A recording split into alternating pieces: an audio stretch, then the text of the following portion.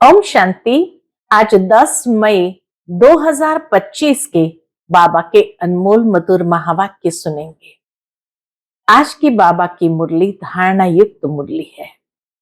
बाबा कहे, बच्चे अपने चार्ट को चेक करो, रजिस्टर देखो कि हमने मनसा वाचा कर्मणा किसी को दुख तो नहीं दिया है। साथ ही बाबा कहे, ये भी चेक करो अपना स्वभाव बड़ा फर्स्ट क्लास और मीठा है। कहीं माया नाक कान से पकड़कर कोई ऐसा अकर्तव्य तो नहीं करा देती है जिससे किसी को भी दुख प्राप्त हो जाए।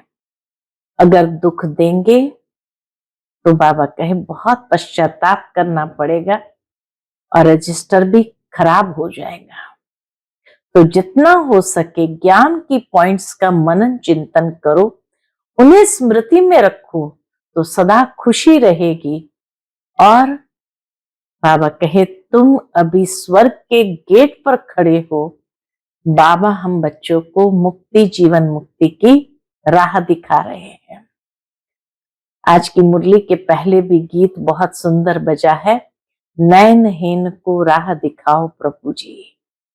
सुनते हैं बाबा के आज के अनमोल मधुर महावाक्य। ओम शांति। मीठे बच्चे, ज्ञान की पॉइंट्स को स्मृति में रखो तो खुशी रहेगी। तुम अभी स्वर्ग के गेट पर खड़े हो। बाबा मुक्ति, जीवन मुक्ति की राह दिखा रहे हैं। आज की मुरली से प्रश्न है, अपने रजिस्टर को ठीक रखने के लिए कौन सा अटेंशन जरूर रखना है? अपने रजिस्टर को ठीक रखने के लिए कौन सा अटेंशन जरूर रखना है? उत्तर है, अटेंशन रहे कि मनसा वाचा कर्मणा किसी को भी दुख तो नहीं दिया। अपना स्वभाव बड़ा फर्स्ट क्लास मीठा हो। माया नाक कान पकड़कर ऐसा कोई कर्तव्य न करा दे जिससे किसी को दुख मिले। अगर दुख देंगे तो बहुत पश्चाताप करना पड़ेगा, रजिस्टर भी खराब हो जाएगा। आज की मुरली से पहले गीत बजा है, नयनहीन को राह दिखाओ प्रभु जी। ओम शांति। बाप बैठ बच्चों को समझाते हैं। रास्ता बहुत सहज समझाया जाता है, फिर भी बच्चे ठोकरें खाते रहते हैं। यहां बैठे हैं तो समझते हैं, हमको बाप पढ़ाते हैं, शांति धाम जाने का रास्ता बताते हैं। बहुत सहज है। बाप कहते हैं, दिन रात जितना हो सके याद में रहो। वह भक्ति मार्ग की यात्रा टांगों की होती है, बहुत धक्के खाने पड़ते हैं। यहां तुम बैठे हुए भी याद की यात्रा पर है। भक्ति मार्ग की यात्रा टांगों से करनी होती है, धक्के खाने पड़ते हैं। बाबा कहे, यहां तुम बैठे हुए भी याद की यात्रा पर हो। यह भी बाप ने समझाया है। कौन सी बात? दैवी गुण धारण करने हैं। शैतानी अवगुणों को खत्म करते जाओ। कोई भी शैतानी काम नहीं करो, इससे विकर्म बन जाता है। बाप आए ही है तुम बच्चों को सदा सुखी बनाने। बाबा आए हैं हम बच्चों को सदा सुखी बनाने। कोई बादशाह का बच्चा हो तो वह बाप को और राजाई को देख खुश होगा ना। बल राजाई है, परंतु फिर भी शरीर के रोग आदि भी तो होते ही है। राजाई है तो क्या हुआ, शरीर की बीमारी आदि तो होते ही है। यहां तुम बच्चों को निश्चय है कि शिव बाबा आया हुआ है, वह हमको पढ़ा रहे हैं। फिर हम स्वर्ग में जाकर राजाई करेंगे, वहां किसी प्रकार का दुख नहीं होगा। तुम्हारी बुद्धि में रचता और रचना के आदि मध्य अंत का ज्ञान है। यह ज्ञान और कोई मनुष्य मात्र की बुद्धि में नहीं है। तुम बच्चे भी अभी समझते हो। क्या समझते हैं? कि आगे हमारे में ज्ञान नहीं था। बाप को हम नहीं जानते थे। मनुष्य भक्ति को बहुत उत्तम समझते हैं, अनेक प्रकार की भक्ति करते हैं। नवधा भक्ति में कहा जाता है 9 प्रकार की भक्ति करते हैं।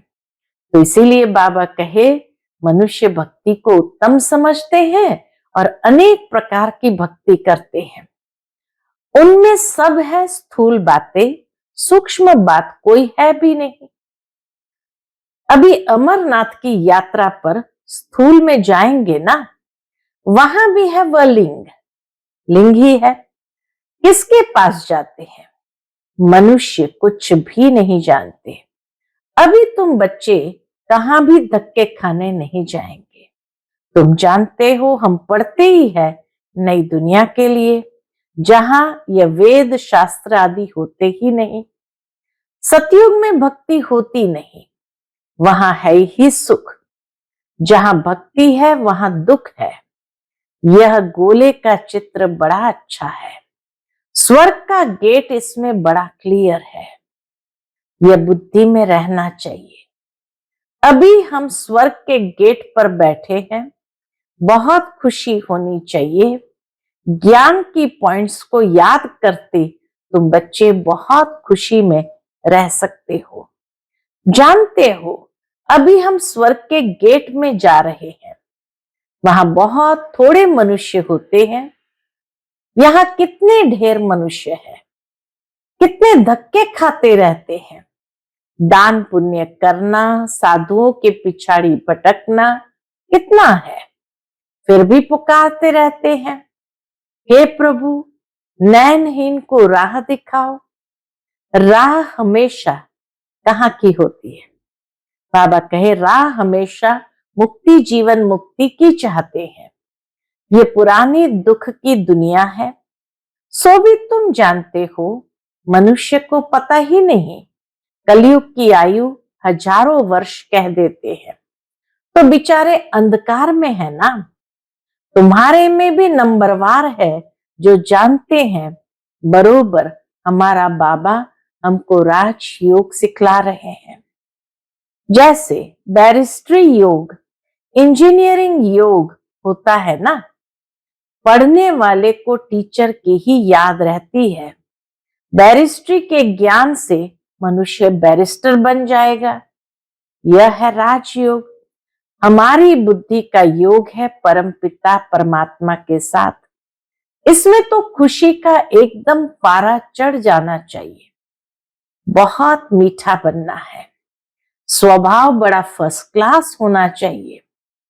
कोई को भी दुख न मिले, हमारे द्वारा कोई को भी दुख न मिले। चाहते भी है इसको दुख न देवे, परंतु फिर भी क्या होता है, माया नाक कान से पकड़ भूल करा देती है। फिर अंदर पछताते हैं हमने नाहक उनको दुख दिया, परंतु रजिस्टर में तो खराबी आ गई ना। ऐसी कोशिश करनी चाहिए किसको भी मनसा वाचा कर्मणा दुख ना देवे। बाप आते ही है इसलिए हमको ऐसा देवता बनाने। ये कभी किसको दुख देते हैं क्या? लौकिक टीचर पढ़ाते हैं, दुख तो नहीं देते हैं ना। हाँ, बच्चे नहीं पढ़ते हैं तो कोई सजा आदि देते हैं। आजकल मारने का भी कायदा निकाल दिया है। आजकल तो बच्चे को हाथ भी नहीं लगा सकते, अरे ऊंची आवाज में बोल भी नहीं सकते हैं। तुम रूहानी टीचर हो, तुम्हारा काम है पढ़ाना और साथ साथ मैनर सिखलाना। फिर पढ़ेंगे लिखेंगे तो उच्च पद पाएंगे, नहीं पढ़ेंगे तो फेल खुद होंगे। ये बाप भी रोज आकर पढ़ाते हैं, मैनर सिखलाते हैं। सिखलाने के लिए प्रदर्शनी आदि का प्रबंध रचते हैं। सब प्रदर्शनी और प्रोजेक्टर मांगते हैं। प्रोजेक्टर्स भी हजारों लेंगे। हर एक बात बाप बहुत ही सहज कर बतलाते हैं। अमरनाथ की भी सर्विस सहज है। चित्रों पर तुम समझा सकते हो, ज्ञान और भक्ति क्या है, ज्ञान इस तरफ, भक्ति उस तरफ, उनसे स्वर्ग उनसे नर्क बिल्कुल क्लियर है। तुम बच्चे अभी जो पढ़ते हो यह बहुत सहज है, अच्छा पढ़ा भी लेते हो, परंतु याद की यात्रा कहाँ। यह है सारी बुद्धि की बात, हमको बाप को याद करना है। इसमें ही माया फटकाती है, एकदम योग तोड़ देती है। बाप कहते हैं तुम सब योग में बहुत कमजोर हो, अच्छे अच्छे महारथी भी बहुत कमजोर है। समझते हैं इनमें यह ज्ञान बड़ा अच्छा है, इसलिए महारथी है।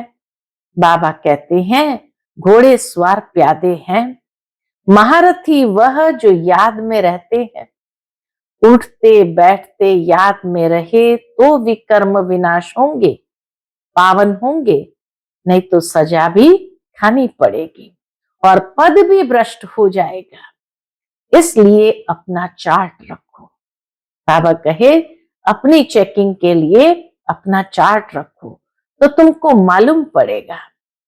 बाबा खुद बतलाते हैं मैं भी पुरुषार्थ करता हूं, ब्रह्मा बाबा खुद भी बतलाते हैं मैं भी पुरुषार्थ करता हूं। घड़ी घड़ी बुद्धि और तरफ चली जाती है। बाबा के ऊपर तो बहुत फिक्रात रहती है ना, तुम तीखे जा सकते हो। फिर साथ में अपनी चलन भी सुधारनी है।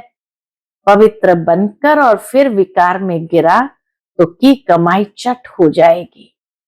कोई पर क्रोध किया, लून पानी हुआ तो गोया असुर बन जाते हैं। अनेक प्रकार की माया आती है, संपूर्ण तो कोई बना नहीं है। बाबा पुरुषार्थ कराते रहते हैं, कुमारियों के लिए तो बहुत सहज है। इसमें अपनी मजबूती चाहिए, अंदर की सच्चाई चाहिए। एक तो भीतर से मजबूत चाहिए और अपनी सच्चाई चाहिए। अगर अंदर कोई के साथ दिल लगी हुई होगी तो फिर चल ना सके। कुमारियां माताओं को तो भारत को स्वर्ग बनाने की सर्विस में लग जाना चाहिए। इसमें है मेहनत, मेहनत बिगर कुछ भी मिलता नहीं। तुमको 21 जन्म के लिए राजाई मिलती है तो कितनी मेहनत करनी चाहिए। वो पढ़ाई भी बाबा इसलिए पढ़ने देते हैं, कहते हैं जब तक इसमें पक्के हो जाए तब तक भले वो पढ़ाई भी पढ़ो, ऐसा न हो फिर दोनों जहान से चले जाए। कोई के नाम रूप में लटक मरते हैं तो खत्म हो जाते हैं। तकदीरवान बच्चे ही शरीर का भान भूल अपने को अशरीरी समझ बाप को याद करने का पुरुषार्थ कर सकते हैं। बाप रोज रोज समझाते हैं। तकदीरवान बच्चे जो होंगे वह अपने देह का भान भूल स्वयं को अशरीरी समझ बाप की याद में रहने का पुरुषार्थ कर सकते हैं। बाबा रोज रोज समझाते हैं बच्चे तुम शरीर का भान छोड़ दो। हम अशरीरी आत्मा अब घर जाते हैं, ये शरीर यहाँ छोड़ देना है। वो तब छोड़ेंगे जब निरंतर बाप की याद में रह कर्मातीत हो जाए। इसमें बुद्धि की बात है, परंतु किसकी तकदीर में नहीं है तो तदबीर क्या करे। बुद्धि में यह रहना चाहिए कि हम अशरीरी आए थे, फिर सुख के कर्म संबंध में बंधे, सतयुग में फिर सुख के कर्म संबंध में बंधे, फिर रावण राज्य में विकारी बंधन में फंसे। अब फिर बाप कहते हैं अशरीरी होकर जाना है। अपने को आत्मा समझ मुझे याद करो। आत्मा ही पतित बनी है। आत्मा कहती है हे पतित पावन आओ। अभी तुमको पतित से पावन होने की युक्ति भी बतलाते रहते हैं। आत्मा है ही अविनाशी। तुम आत्मा यह शरीर में आई हो पाठ बजाने, यह भी अब बाप ने समझाया है। जिनको कल्प पहले समझाया है वही आते रहेंगे। अब बाप कहते कलयुगी संबंध भूल जाओ, अब तो वापस जाना है, ये दुनिया ही खत्म होनी है, इनमें कोई सार नहीं है, तब तो धक्के खाते रहते हैं। भक्ति करते हैं भगवान से मिलने, समझते हैं भक्ति बड़ी अच्छी है, बहुत भक्ति करेंगे तो भगवान मिलेगा और सदगति में ले जाएंगे। अभी तुम्हारी भक्ति पूरी होती है, तुम्हारे मुख से हे राम, हे भगवान, ये भक्ति के अक्षर भी न निकले, ये बंद हो जाना चाहिए। बाप सिर्फ कहते हैं मुझे याद करो, ये दुनिया ही तमो प्रधान है, सतो प्रधान सतयुग में रहते हैं। सतयुग है चढ़ती कला, फिर उतरती कला होती है। त्रेता को भी वास्तव में स्वर्ग नहीं कहा जाता, स्वर्ग सिर्फ सतयुग को ही कहा जाता है। तुम बच्चों की बुद्धि में आदि मध्य अंत का ज्ञान है। आदि अर्थात शुरू, मध्य हाफ, फिर अंत। मध्य में रावण राज्य शुरू होता है, बाप भारत में ही आते हैं, भारत ही पतित और पावन बनता है। 84 जन्म भी भारतवासी लेते हैं, बाकी तो नंबरवार धर्म वाले आते हैं। झाड़ वृद्धि को पाता है, फिर उस समय ही आएंगे। यह बातें और किसकी भी बुद्धि में नहीं होगी, तुम्हारे में भी सब धारण नहीं कर सकते हैं। ये 84 का चक्र बुद्धि में रहे तो भी खुशी में रहे। अब बाबा आया हुआ है हमको ले जाने के लिए, सच्चा सच्चा माशुक आया हुआ है, जिसको हम भक्ति मार्ग में बहुत याद करते थे, वह आए हैं हम आत्माओं को वापस ले जाने। मनुष्य मात्र ये नहीं जानते कि शांति भी किसको कहा जाता है। आत्मा तो है ही शांत स्वरूप, यह ऑर्गन्स मिलते हैं तब कर्म करना पड़ता है। बाप जो शांति का सागर है वह सबको ले जाते हैं, तब सबको शांति मिलेगी। सतयुग में तुमको शांति भी है, सुख भी है, बाकी सब आत्माएं चली जाएगी शांति धाम। बाप को ही शांति का सागर कहा जाता है। यह भी बहुत बच्चे भूल जाते हैं। क्यों भूल जाते हैं? बाबा कहे क्योंकि देह अभिमान में रहते हैं, देही अभिमानी होते नहीं। बाप शांति तो सबको देते हैं ना, चित्र में संगम पर जाकर दिखाओ, इस समय सब शांत है। सतयुग में तो इतने धर्म होंगे ही नहीं, सब शांति में चले जाएंगे, वहां दिल भर कर शांति मिलती है। कहां? बाबा कहे कहां शांति दिल भर करके मिलेगी? शांति धाम में। जब सब चले जाएंगे तो वहां दिल भर कर शांति मिलती है। तुमको राजाई में शांति भी है, सुख भी है। सतयुग में पवित्रता, सुख, शांति सब है तुमको। मुक्ति धाम कहा जाता है स्वीट होम को। वहां पतित दुखी होंगे नहीं, दुख सुख की कोई बात नहीं। तो शांति का अर्थ नहीं समझते हैं। रानी के हार का मिसाल देते हैं ना, कि रानी का हार गले में पड़ा था और ढूंढती थी बाहर। अब बाप कहते शांति सुख सब लो, आयुष्मान भव। वहां कायदे अनुसार बच्चा भी होगा, बच्चा मिले उसके लिए कोई पुरुषार्थ नहीं करना पड़ता है। कलयुग में तो बच्चा मिले उसके लिए भी पुरुषार्थ करना पड़ता है। शरीर छोड़ने का टाइम होता है तो साक्षात्कार हो जाता है और शरीर खुशी से छोड़ देते हैं। जैसे बाबा को खुशी रहती है ना, शरीर छोड़कर हम यह बनूंगा, विष्णु बनूंगा। बाबा साकार में हमेशा ये कहते थे, खुशी में आ जाते थे, अभी मैं शरीर छोड़ूंगा और जाकर के विष्णु बनूंगा। अभी पढ़ रहा हूं, तुम भी जानते हो हम सतयुग में जाएंगे। संगम पर ही तुम्हारी बुद्धि में यह रहता है। तो कितनी खुशी में रहना चाहिए। जितनी उच्च पढ़ाई उतनी खुशी।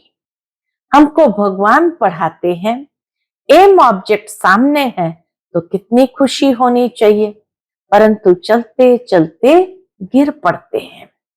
बाबा को भी तरस आता है, चलते चलते गिर पड़ते हैं। तुम्हारी सर्विस वृद्धि को तब पाएंगी जब कुमारियां मैदान में आएंगी।